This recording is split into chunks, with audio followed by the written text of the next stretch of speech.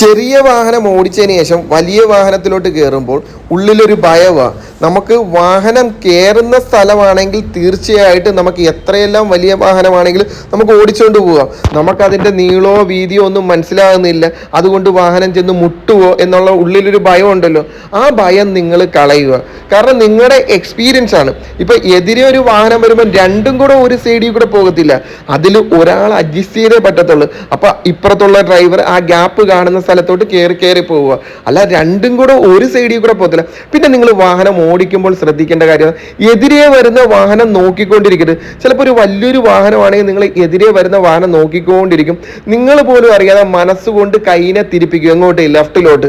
അപ്പോൾ അവിടെ ഒരു ഓടയോ അല്ലെങ്കിൽ ഒരു ചാലോ ഉണ്ടെങ്കിൽ തീർച്ചയായിട്ടും ലെഫ്റ്റിൽ പോയി വീണ് കഴിഞ്ഞ് തട്ടി കഴിയുമ്പോഴാണ് നിങ്ങൾക്ക് പിന്നെ അയ്യോ വണ്ടി തട്ടി.